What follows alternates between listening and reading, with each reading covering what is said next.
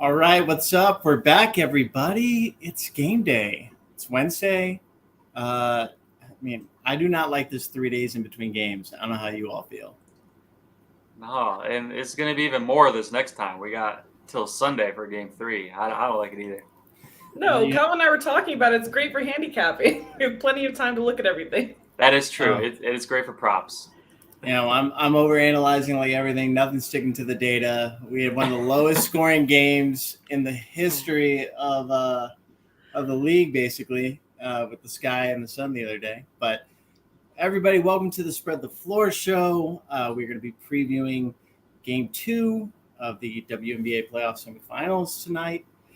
And I am thrilled to be joined by Calvin, per usual. And you probably are guest of the year. You're probably the betting favorite right now, easily. Danielle Alvari from VSIN and the host of the Los Angeles City Cast, which myself, Calvin, some of our other friends from the show have also been on. Miles, a whole bunch of great people. Monday, Wednesday, Friday. Make sure you go listen. It's awesome stuff. Calvin was on today, correct? I was, yeah. Just recorded yesterday. It's always a good time. I love being on that show with Danielle. I would take Danielle like minus 300 as guest of the year. Oh, jeez. We already have that might be my only lock of this playoff so far. Jeez, guys. No pressure. There's only 4 teams left. It's so hard to find bets at this point. Calvin and I were talking about this on the pod, how sharp everything is getting. So now I'm venturing into props. Is that a good idea? I don't know. I think it's a great idea. It's fun either way, right? I have noticed that it's starting to go away from definitely data points and now more so towards just trends and situational picks is what I'm feeling, but I'm still looking at it from a data perspective. And I know that we all have some picks for tonight, and I do love some of the angles that you do have. So let's start with our first game of the night. It's at 8 p.m. Eastern. The leading Connecticut Sun visiting the Chicago Sky. We know Connecticut took that game 1. I think it was 69-63, 68-63. Either way, awful game to watch if you're an over better, and terrible to watch if you're a Sky better. The line for this one, Sky -5. The over-under sit at 164.5. Danielle, how do you feel about this one? I think that total is really interesting. And to your point, obviously not what we were expecting to see on Sunday, but this has moved up, right? It opened closer to 163.5, right? So it's interesting. We're seeing people want to bet an over here. I do think the Sky rebound here. We talked about this on the Los Angeles City Cast too, Calvin and I did, but the Sky shot 35% in that game on Sunday. They shot 50% or more in the 4 regular season games versus the Sun. So this was a huge defensive effort from the Sun. Can they keep it up? Have the Sky figured out how to kind of outwit this a little bit? Meanwhile, the Sun field goal percentage was 37%, which is right around on par for what we would expect from them against the Sky. So I do expect the Sky offense to improve a little bit here. They did a great job of taking Courtney Vandersloot out of the mix for this. I think that the Sky will account for that this time. And obviously you don't want to go down 2 games at home. So there is that motivation factor in there as well. That said, I don't know what to do with this total, because even if the Sky score more points this time, I don't know that it'll go over this 163.5. If the way the Sun are going to play this, which why would you not, is we're going to just fight for every board. We're going to muck everything up. And if they're going to do that, then we could see another really low scoring game. But to your point, I don't love this total. I don't know what to do with this total. And I don't really love a side either, because you're getting points or giving them, and it's in that range of exactly where I think we're going to land. Yeah, 5 is just so ugly. And if you don't like 5, it gets even worse if you like a favorite in the next game. But so you do have one prop though for us. Alyssa Thomas over 7.5. Surprised to see this number drop a little bit. Yeah, she's gone over this quite a few times, and I know that we're coming off of also the debate that I liked that Calvin had a really nice response for, but that she was named on second team defensive team, even though she finished second in Defensive Player of the Year awards behind Asia Wilson, who, is also going to be playing in these semifinals. But I think that we're going to see a big game out of her. You could kind of see that reflected in a lot of her props. Her assist prop was actually the opposite. Everyone was looking under on that because they thought she's going to be going to the hole tonight and also be getting every board possible. So I'm just kind of betting into that narrative, I guess, that I hope that she goes over this. And also, she's been going over this quite a bit in the last 10 games or so. And just about every game, I believe, against the Sky. Yeah. I mean, Calvin and I, was it you and I that middled or tried to middle this one? Yep. This is the only unsuccessful one we got. So when it went up to 8.5 last game one, we were looking fine for 9 minutes and 50 seconds of that fourth quarter. She's stuck at 8. And then, of course, I guess Candace airballed a 3. She grabbed a rebound. And then the very end of the game, with time running out, she grabbed another one. So she finds a way to get it. I mean, I was thinking on the narrative that, the Sun might be happy with getting one win and essentially being like, we did our job. Let's go home and take care of business there. But you can guarantee that Alyssa Thomas is not one of those players who is going to take a night off. The Sun don't feel like that kind of team, right? Kurt Miller doesn't seem like that kind of coach. No, he does not, which does scare me a bit. Calvin, do you have any plays for this one? I mean, I'm with you guys that the spread and the total is so tough because on one hand, like I was one of those over bettors in game one. That didn't work out at all. And then I started looking at the numbers and, obviously just the film from game one and really starting to feel like this Sun team in the playoffs is sort of bringing back some of that 2021 Sun, grit and grind that played every game in the 140s and liked it that way. So, I mean, I'm scared of the over. I'm also, I still lean towards Connecticut. That was the one play I did hit I missed both totals, but on game one, like I was on Connecticut. I lean that way again for the same reasons, but like at the same time, this is going to be a more motivated Sky team down 0-1, and we saw what they did down 0-1 in the first series. They blew the doors out of New York. So I'm kind of scared of that one too, but I love Sun first to score. That's there's no narrative or anything to be scared of with that one. It's just Jonquel's going to win the jump ball. That's almost a given. Can they just execute on their first possession? It's -110. So, I mean, if they start with the first possession, that's great value. That's on BetMGM. Danielle's she always makes fun of me for betting all these first baskets and first scores, but this is better. I have to. I love it. You have a reason behind this one, at least. Yeah, I bet this in the first game, and the Sun won the jump ball easily, and then they turned it over, so it didn't work. But I'm still sticking to it. I will be betting the Sun first to score every game of this series, so it's my favorite bet in this one tonight. Wow. I mean, so you got a lot of people telling you every single game on this exact bet. I love it. I hope it doesn't change when we the odds at least hopefully don't change when they go to Connecticut. I guess they will. I'm riding with a team total under. One of my favorite bets. I feel like I do these a lot, but I don't see the Sun getting to 80 points. I think the intensity on the defensive side from the Sky is going to be there. They played extremely well defensively last game. Just like Danielle said, did not hit shots. So I really hope and expect them to come out really strong. So I'm also playing the first half -2.5. I feel like this is a super small number. I would hope it's one of those patented Sky games where they come out just blazing. We know they've held 17 to 24 point leads against this Sun team before. So I do get scared, though, of a backdoor cover. But I lean Chicago just with the poise they have, the veterans they have, the coach they have to respond big and not go down 0-2 heading back to Connecticut. So would you live bet the Sun if what you're saying plays out in the Sky cover first half, come out firing? Would you live bet the Sun if they get down? I think I might. Up to what number though? Like what number do you want to go in on the Sun? Double digits. Yeah, that would be ideal. That would be ideal. I was texting back and forth with Brendan at the beginning of the game, and when Kalia Copper scored 4 straight points, he's like, "Okay, I'm in at +6.5." All right. I love it. Or at least he told me to. I know he can't. But anyways, so On our next game, much of the same kind of situation. We have the Aces at home. They dropped game one. Another low-scoring game. Also, we should mention on the last game, I think there was only 22 free throws total in that game. Or is that the Aces one, Calvin? Am I getting that wrong? I think both had really low numbers. I think the Aces one was 22. The other one might have even been lower than that. They both had pretty low. Yeah. So I think that's also something we can expect, hopefully, to see more of. But anyways, that one went way under as well, with the underdog winning outright. So Storm with 1-0 series lead. Aces -6 over under 169. Danielle, let's start with you again. You're on the under. Again.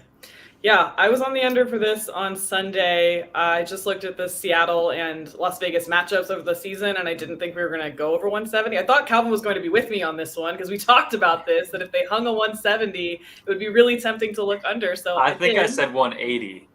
Oh, 180. Okay. Well, I thought 170 was a lot. We don't see a lot of 170s in the WNBA regular season, at least. So for me, I decided to look under. That actually played out, obviously, very well. But to your point, not a lot of fouling going on. I do have concerns now because Dearica Hamby upgraded to questionable for tonight. That's interesting, to say the least, because, again, Calvin and I were talking about how her absence has affected the offense being able to run it smoothly for the Aces. So if she's back in, what does that look like for them? I feel better about their offense if she's back in. I think I saw a tweet that said she was doing shooting drills yesterday, moving around really well. So maybe she can kind of help lube up that offense a little bit, make it run a little bit better than we've been seeing it the last game or so. I am interested to see what we get out of Asia. I wanted to bet her over on something, but then I'm looking at her points props and it's like 20.5, 19.5. I'm like, okay, she's barely hitting 20 against them in the regular season. It almost might be worth looking at an under. But they did a really great job of containing her last game, only 8 points. So I think we're going to see another great defensive performance because that's what the Storm need to do in this series. But maybe it's a point, again, where the Aces can't afford to go down 2 at home, obviously, and maybe we do see really big offensive explosion. I still think 169 is high for one of these games. I do too. I mean, with everything on the line, I mean, you got the 4 best teams in the league. Semifinals to the playoffs, you expect playoff games to be a little bit lower. We haven't had an over since last Sunday, 2 Sundays ago. It's been a long time. I mean, I miss them. But yeah, I mean, I love your point about Dearica Hamby. That does change some things a bit because, I mean, don't really have to guard Kia Stokes outside of the lane. No offense to Kia Stokes, but I think they're fine. They doubled Asia a lot, so. I was on kind of that same thing. I was like, Asia's got to bounce back. They're going to feed her, but got to respect the schemes that Seattle is doing. So you also have some props for us. Yeah, I looked at Jackie and Jewell. So I have Jackie Young under 16.5 points. She's only gone over this one time this season against the Storm. And it was back in May, so not as of late. She's gone over this one of the last 5 games she's played in and 2 of the last 10. I thought this number just looked out of whack and a little bit too high, and I don't even think that the Aces are utilizing her that much as of late. Maybe that changes tonight, but I'm going to go under on Jackie Young, 16.5. And then Calvin and I talked about Jewell Loyd. I believe he got this at 16.5. I was limited in my availability for books, obviously, so I'm working with 18.5. But I still like this over, even though, I mean, I'm sure there's even 17.5s out there now.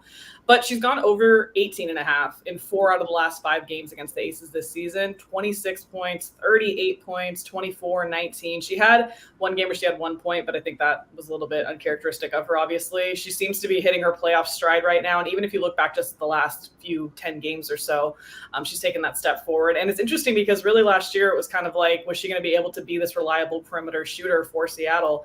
And she's really stepped up into that role. She was that for them on Sunday. So I hope that continues. I think the Aces, unfortunately, one of their weaknesses, besides just their defense as a whole, is that perimeter defense. And that was kind of exposed on Sunday, even though the Storm didn't even shoot that well from 3. Yeah, I have no trust in the Aces to guard talented guards. You saw what Diamond DeShields and Kayla Davis did for Phoenix. I mean, combining for almost 50 points. So, and then you put someone as talented as Jewell, and with the attention you got to give Breanna Stewart, I think it bodes extremely well. I know, Calvin, you talked about Sue Bird and her extended minutes. I mean, that also helps Jewell. I mean, their lineup numbers are great together. So I'm with that. I love that Jackie Young under pick. I don't remember. I was looking earlier, but I don't feel like she's taken double-digit shot attempts only one time against the Storm. She's done it. So I'm with it. I have to tail that. Oh, no. I mean, it's my friends are going to be cashing. Having time to bet props. Oh, jeez. Something's got to give. This would be the only game I can watch with having to go to dinner. Calvin, you're on the first quarter over. I am. So, sort of going against the under thing with you guys. But hopefully we can both cash, go over in the first quarter, and then stop scoring. I mean, a lot of the points you guys said are the reason why I didn't go with the full game over, even though I sort of lean that way. And that was another one that I played in game one, also didn't hit. So I kind of got scared away from it this time. But I still think that they're going to come out firing in the first quarter. The Aces didn't show up at all in the first quarter in that last game. Shot, I think it was 2 for 10 from 3, scored 15 points. I don't think we're going to get a repeat of that. I think they're going to come out firing. And the pace, even though it was down overall in the game from what I would have expected in both games, actually, the first quarter pace was still pretty good. The game really slowed down in the second half. So I'm sticking to the first quarter. And this was at BetRivers. A lot of books had it at 43. So I feel like 42 is a pretty good number. I like your Jewell Loyd play, though, too. Like you said, I got it 16.5, but yeah, I still like it. It's you're right. It's a 17.5. I think at DraftKings and maybe BetRivers, it's 18.5 at FanDuel. If you want to get really freaky, FanDuel's got 25+ point odds. You could do a little Jewell Loyd plus 265 to score 25 points. She did in game one. Just saying, I'm not going to do it. 26, 38, and 24 against them this season. So yeah, so I mean, I'm just disclaimer though, I'm actually not going to do it, but it's out there. If you want it, it's out there. Plus 265. It's fun. It's a lot of it's long odds. So who knows? Maybe it's worth a shot. I did take her first basket though, Jewell Loyd first basket. That one cashed in game one, and I'm sticking with it. Hope for a cash again in game two. I like a lot of stuff. What is that, like plus 600? Let me check. I got it right here. I think it's plus. Yeah, I got it at plus 650. It's at plus 600 now.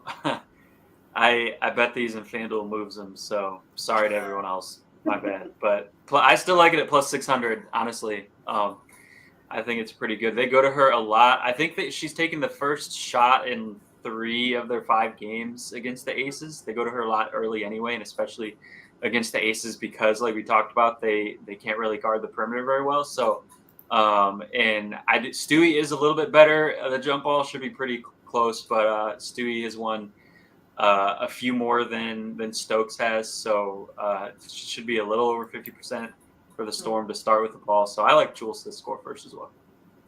Our guy Michael said that Jackie Young under 16 now minus 159.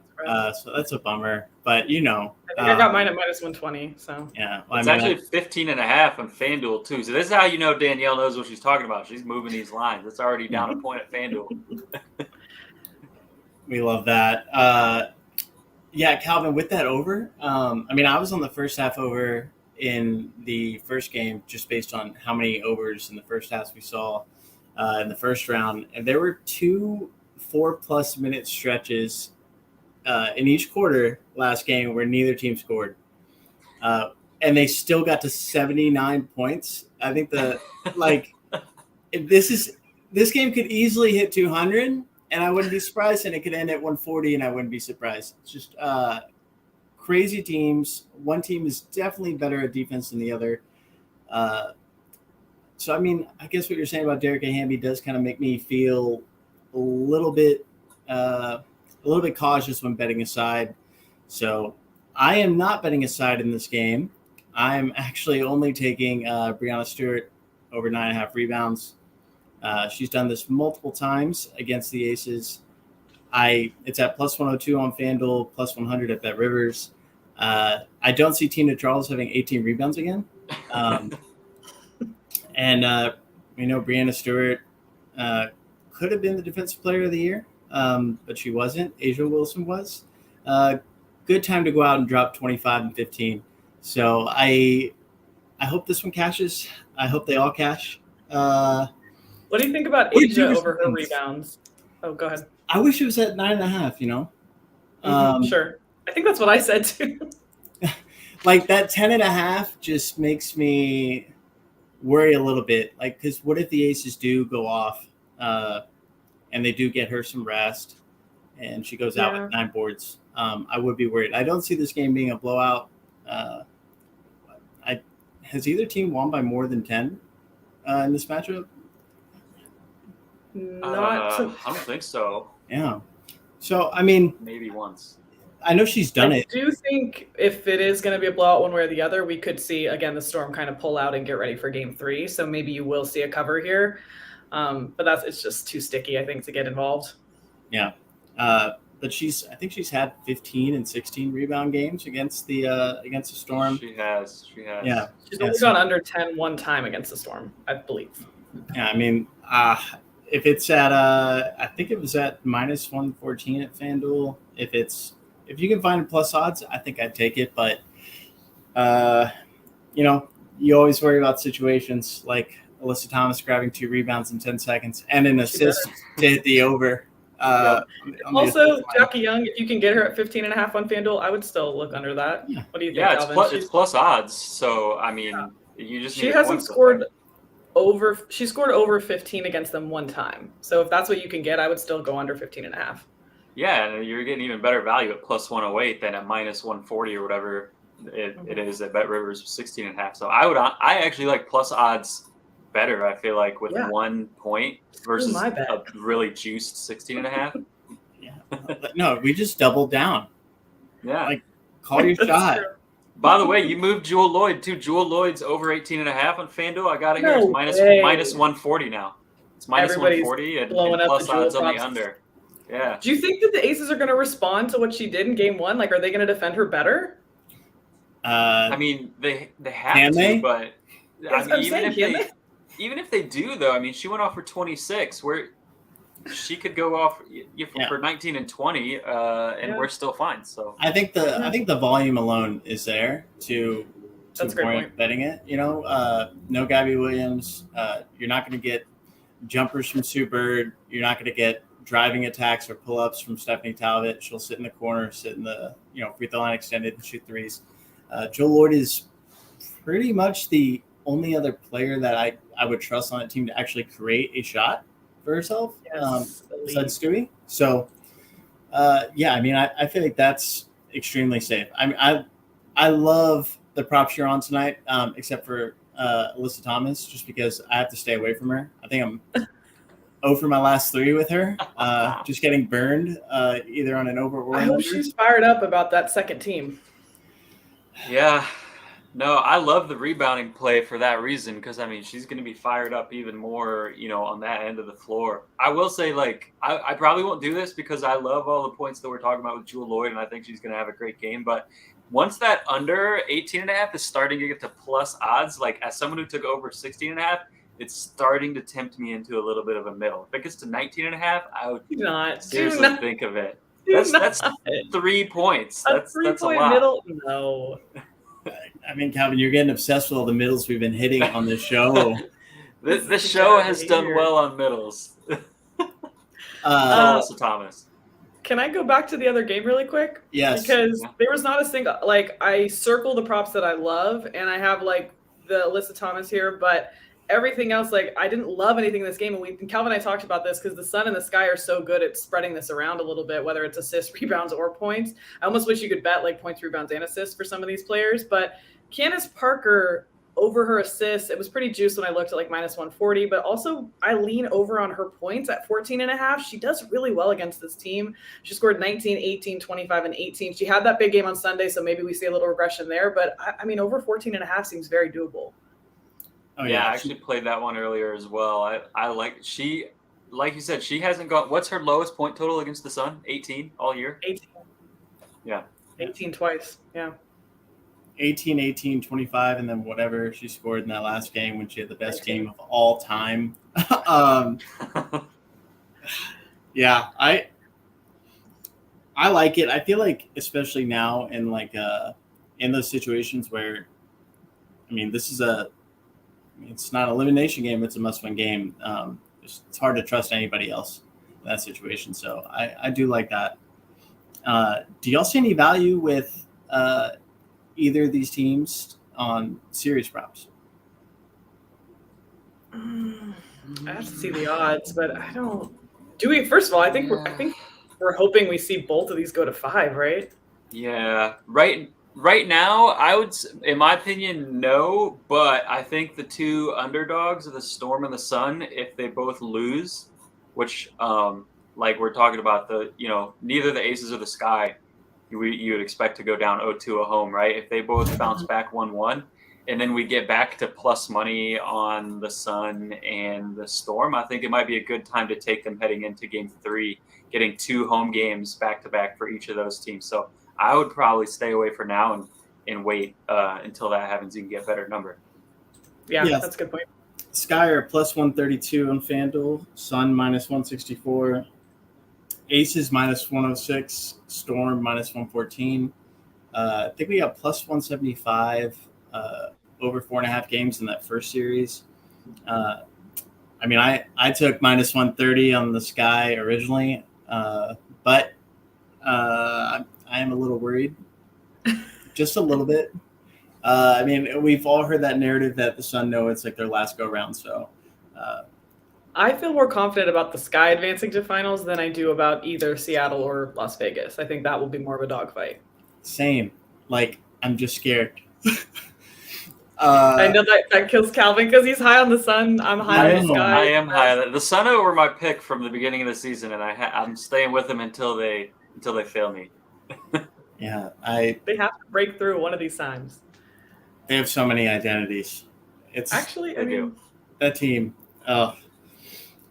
Well, I think that wraps it up for our picks. I don't have anything else. Anybody?